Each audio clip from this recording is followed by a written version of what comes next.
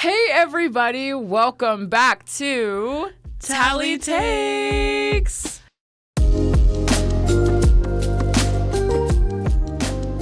Hey y'all, this is Tali Takes, where we confide in you, our faithful listeners, our takes on what's going on in the world, in the publication, and in our community. Wow, it's been a while, definitely. It's definitely been a while. It's currently Valentine's Day when we're filming this, so in February of 2025, we have not filmed since, November 24, so it's been a while. We're so glad to be back. We missed you. Super excited. There's been a lot going on, and we're so excited to talk to you about it. Totally. We are so excited for this upcoming semester. Yes. This is our final semester here on the Hill, so we're crazy. super excited to end this thing off strong and also with you guys right there. So please stay tuned. Tali Takes is totally back, and we're definitely going to do everything. We're going to do it all. The website's going to be popping off. Keep an eye out for our new magazine coming out, which the theme is Connection. So please keep an eye out for that. And we're so excited about it. We're going to end this last semester for us very strong. I'm so excited for everything that's coming out. So keep an eye out. WKU Talisman on all platforms, WKUTalisman.com. So should we get into it? Let's do it. Okay, so the first thing that we've got going on in the world is it's kind of a throwback. A lot of the stuff we're talking today is kind of a throwback to our very first podcast episode. If any of you have been here that long. Yes, please make sure you go back and listen to it before this one even. The Drake, Blake, and... Good Luck Babe, I think is the Yes, and Good Luck Babe, yes. Mm-hmm. So go back to that because this is that was when it was first, everything was kind of first escalating, and now here we are with a lot of new updates and our new takes on everything. So the first thing we're going to talk about is the Blake Lively and Justin Baldoni drama.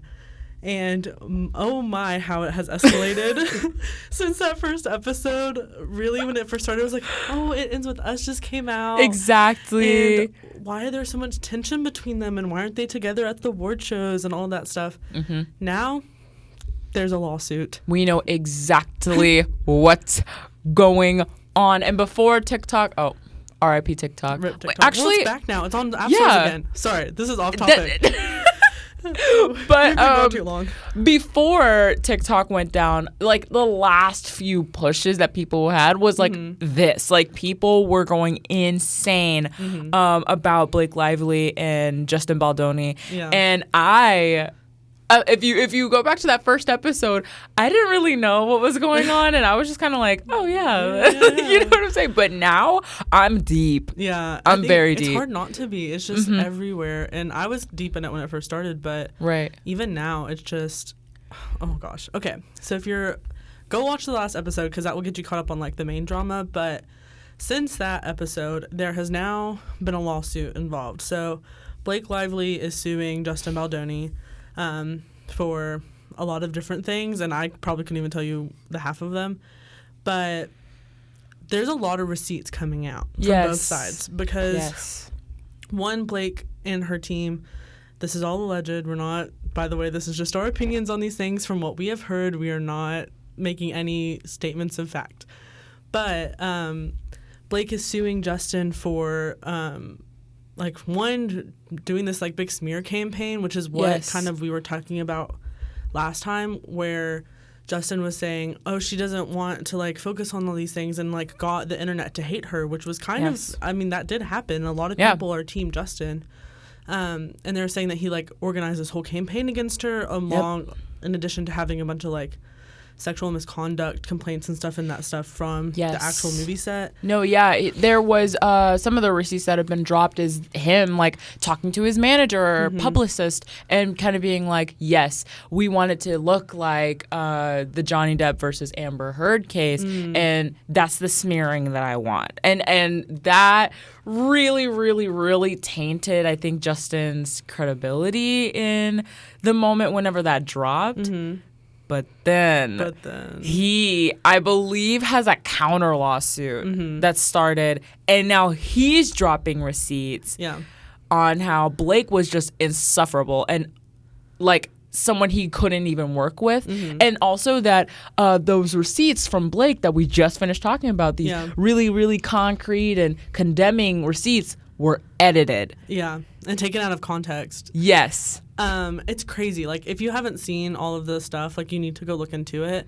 But then, like, Justin also came back and was like, okay, here's receipts that I have with texts from editors and other people on set. And then here's all these things. And, like, everyone was being treated horribly. And not that, like, or if he, since all that stuff was edited and fake, one, it puts Blake in a really bad spot of why does she feel the need to have so much control over the situation when you were not brought on for that? And I think that's where, she did an interview, like, literally in this, like, past week or two that came out, where she was talking about how, oh, they just hired me as an actress, but they didn't realize that I wanted to, like, do more than that. So when I came in and I, like, started trying to make all these changes and have authorship and ownership over this project, like, I'm like, girl, you were hired to be an actress. Not that you're not, like, if they want you to do more. They would have asked you. Like, yeah. Or if you asked to do more and they were okay with that, great.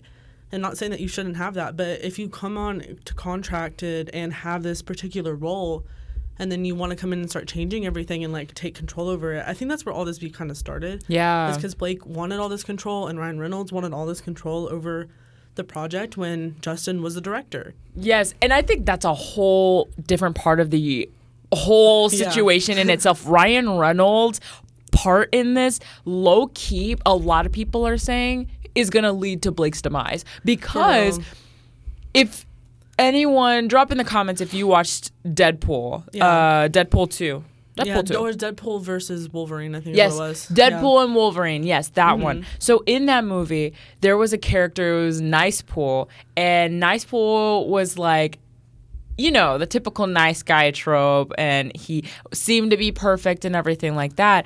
But a lot of people are saying, oh, he was using that character to make fun of Justin Baldoni. And Deadpool and Wolverine was filmed at the same time as It Ends With Us. And so there's a lot of references that people are connecting, like the things that he says, the hairstyle that he has, and also his talking about an intimacy coordinator. Yeah. And that is another key part of the argument between the two of them. Talking about this intimacy coordinator that wasn't there, Justin kind of being that role instead of it being a separate role. So it all is just this really convoluted thing, but Ryan Reynolds, in my opinion, shouldn't have been making fun of that, because why would you make fun of it and say it's this funny thing? Because if you watch the movie Deadpool versus Wolverine, it wasn't like he was doing this pointed, like, yeah, you shouldn't do this. We were supposed to kind of root for Nice Pool, and it all just seems so humorous, all of it.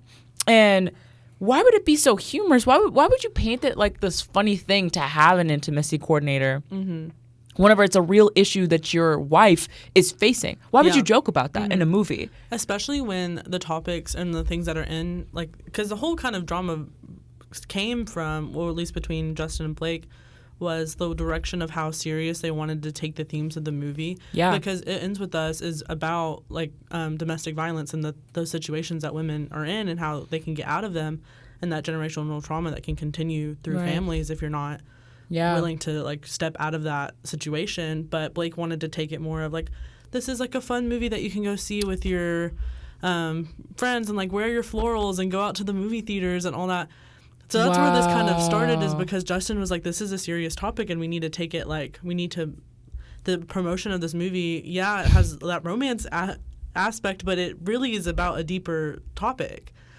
So the whole intimacy coordinator kind of also goes deeper at the whole general theme of, like, the mistreatment of women and this kind of, like, bad, violent situation. Not that anything violent happened on set that we know of, but taking something like that in Deadpool and making it kind of a joke when this is something that's actually really serious and really relevant to this movie, which I don't know if there was actually, the whole intimacy coordinator is so confusing part to me, because I'm like, it is.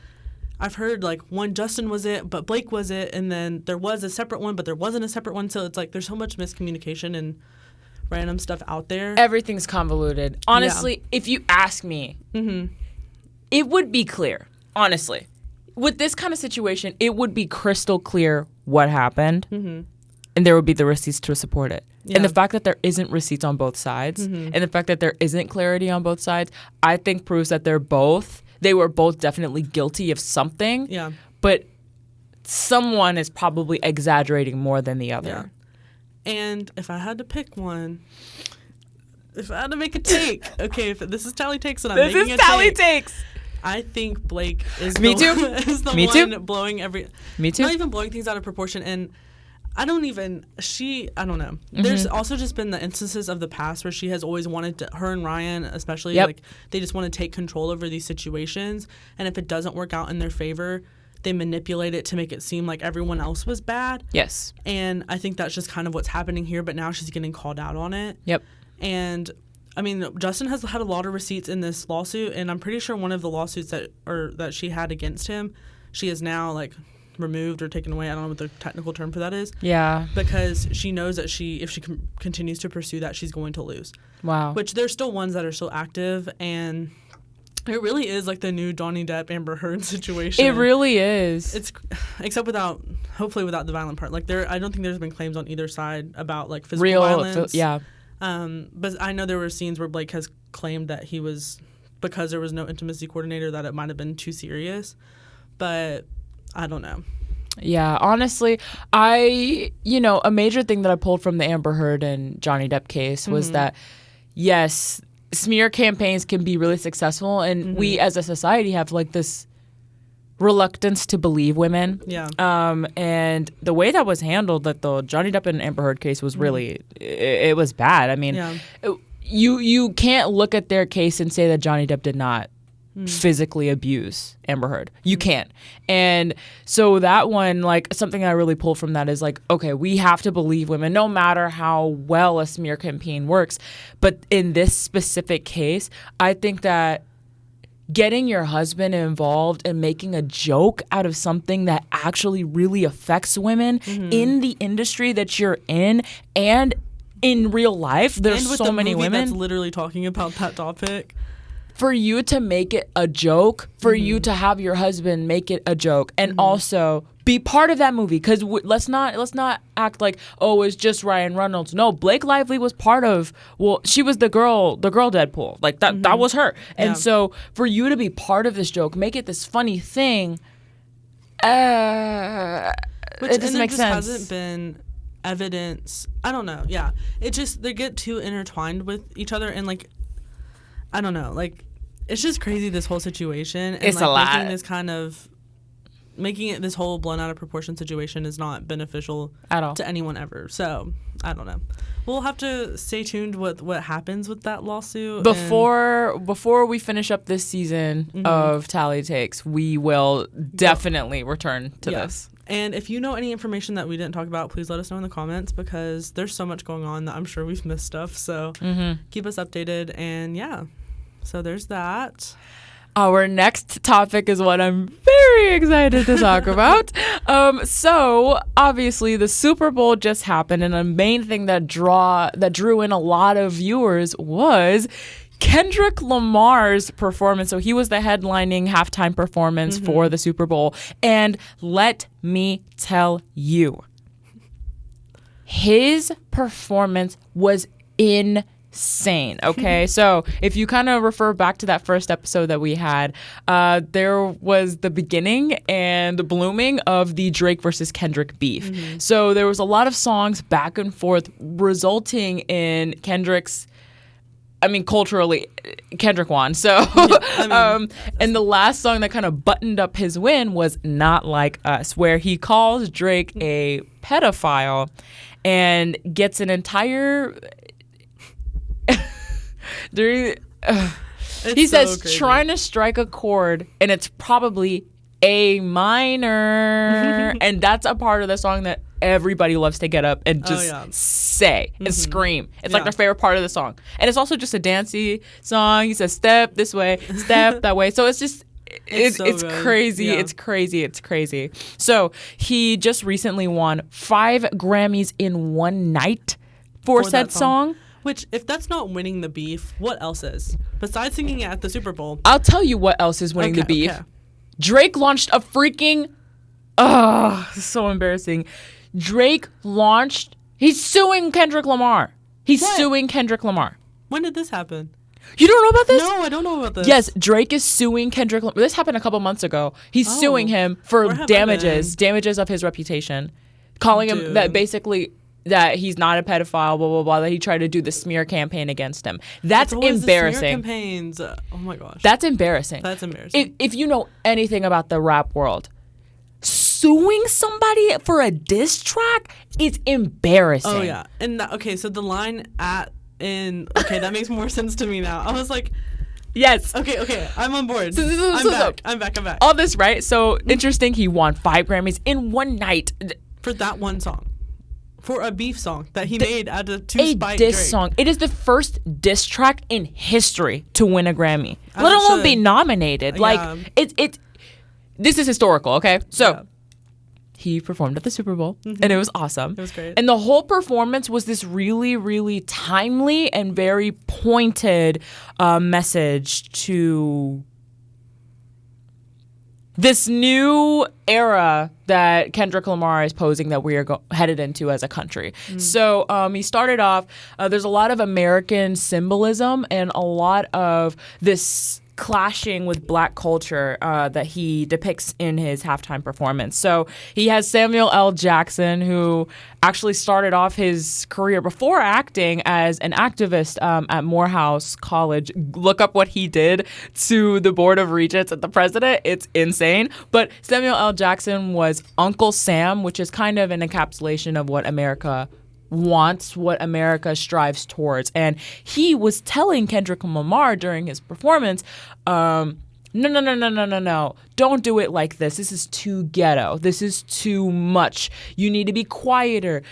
Pack yourself up in a box, which kind of reflects the ways in which a lot of American society will tell black people to package themselves more in a presentable manner. So Kendrick Lamar's performance featured a lot of his new albums from the GNX album, a lot of those songs. And then it got to a part where Samuel L. Jackson, as Uncle Sam, was like, no, play the palatable ones. So he brought out SZA. Yeah, it was great. Did his 2 most, palatable songs, All the Stars, and just, the mindless ones. And then... after playing these palatable songs and finally doing exactly what America wanted, Kendrick Lamar said, you think I'm gonna do this, really? And then switched gears completely and played Not Like Us. It was crazy. Oh my gosh. And you can hear the entire stadium screaming the lyrics of this song.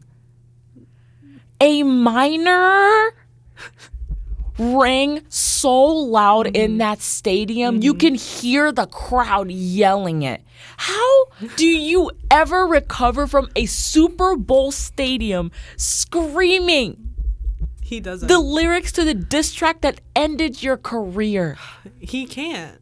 And poor Drake. I mean, at this point, yeah, it was great. And it was crazy. I watched her watch it for the first time because she couldn't watch it on Super Bowl night. So we were sitting in the office and she played it, and it was the universal experience of oh my gosh, is he gonna do it? Is he gonna do it? And he teased early on that I'm going to, and then oh no. But no, but they like to sue. Yeah, and so that's where that line comes from. They like to sue. They do, and I bet Drake's gonna pile on to this lawsuit now, probably. Yep. But Kendrick Lamar was smart because he didn't say pedophile. Yeah. He didn't say pedophile because that's the main thing that Drake is suing for. Yeah. So he decided to. But everyone's saying he said a minor, and the whole stadium said it with him. And it was glorious. It was just insane work. That's how you win. That's how you win a diss battle. That there's just no other way. And it's the entire country singing along this song that ended your career. That's just crazy. There might be a few Drake fans that didn't say it, but even still. It's a bop. At the Grammy, every single person there sang the lyrics. Sang Certified Pedophile. No. Okay. No. Well, you probably don't sang Certified Pedophile. We got Beyonce. The camera was on Beyonce. She's dancing along to the song. We got Taylor Swift singing the song. Everyone's singing it. Everybody sang at the Grammys and the Super Bowl. Your career is over. Yeah. Your career is finished. I'll be interested to see how that lawsuit goes. Yeah. Drake was actually just recently seen. I don't know what stadium he was at. He must have been doing a concert or something. But he had he had a hoodie with bullet holes in his jacket, and he put smoke to come out of the holes. Oh my gosh. Oh no. Well, can we talk about another part of that whole Kendrick, the whole performance? Yeah. So while not like what Us was playing, the camera pans, and then who's there? Serena Williams. And this is layered. It's so layered. Because on the surface level, Serena Williams is one of Drake's exes that you can tell he really liked. There's a lot of songs he's written about Serena Williams. Yeah. So, that's the surface level. Diss. It's a Bringing whole out your other thing. Ex-girlfriend and being like, have her dancing, win. And she's married and happy, got kids. Embarrassing. Way to stomp on him. But another layer of that was so whenever Serena Williams won the Wimbledon, I don't know how many times. She's like at the top of her career. Yes. So she decided to do a Crip Walk, which, by the way, a lot of people have a misconception that it's associated with the gang, the Crips, and it's not. It actually is one of the first person to ever do the dance. He was called Crippled. That's obviously not the language we use today, but he was called Crippled, and the people he would perform at vaudeville shows, and he only had half of his body, and he would dance, and it would that kind of style that he would use is something that Black people started to use as a dance, and they called it the Crip Walk. So she did that at the Wimbledon, and she was crucified for it. Which makes no sense. People were so angry for her doing that dance because she won. She won. Like, football players do dances all the time when they, I just don't understand. Let someone celebrate. Who cares? I just don't. Why do people get so up in arms about stuff? I just don't. Yeah. So there was so many layers to that as well. There's a lot of layers to the symbolism of his show, and we could get into it, but I think y'all should go watch it and pull it out for yourselves. But yeah, it's just crazy. That's how you end a beef. That's how you make a statement. It's how you end a beef. It's over. Yeah, I'm sorry. If you're rooting for Drake in this situation, I just don't know how. You can still like his music. Okay, that's fine. Don't get me wrong. I loved Drake for 8 years, guys. Yeah. I don't blame you. There's nothing wrong with liking his music, but you can still admit that he lost. He lost very badly. So that's where we're at with that. Yep. And then our final, definitely shorter, part of what's going on in the world is that Beyonce at the Grammys, like we were talking about, she won her first album of the year for Cowboy Carter, but also, and I think a lot more controversially, she won Country Album of the Year. So, first off, we would like to start this by saying we're sorry, Beyonce, for talking about you last semester. It's okay. Yeah, we're sorry. We're so sorry. Obviously, it was a joke. It didn't mean anything. Yeah, don't blacklist us, please. Because if you don't know what I'm talking about, you can worry about that. Go back in the Tali episodes and the Tali Takes episodes, and you'll find it. But so her Cowboy Carter winning Album of the Year, I don't think anyone has really any qualms with. There's a lot of great songs on it. It's fire. It's great. Go watch Beyonce Bowl. For real. But the controversy for me, and I'm not even a big country music fan. I've been in the country music world, and I do like quite a bit of country music. It's just not what I turn to pretty much ever, but I'll like it if it comes on. But it winning Country Album of the Year, to me, is insane, and not in a good way. I think that was... I'm not for that. And it's not because the album itself is bad or that Beyonce is bad or whatever. It's just, to me, that's not country music.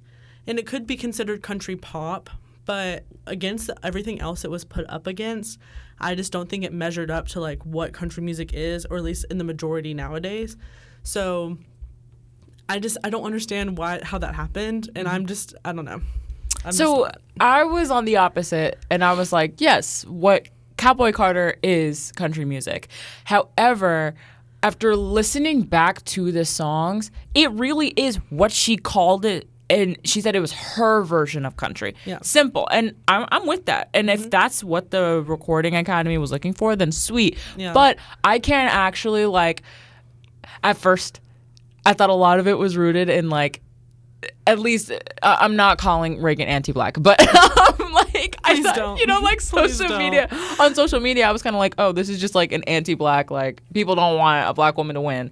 But as I listened to the album, I was like, okay. I was like, you know, this is a country inspired album with country songs on it, but the whole album I would not consider it country. There's definitely songs on there that are pretty country. Levi's Jeans, I would say, is a country song, a modern country song. I think there are a lot of country songs on it, and to me, it has nothing to do with who she is as a person. It's legit just like the album as a whole just does not say country music to me, or what is traditionally like country, and put up against, like, I think Lainey Wilson was nominated, Chris Stapleton, Zach Top, like all of these like top hits in like the country industry, like just country music in general.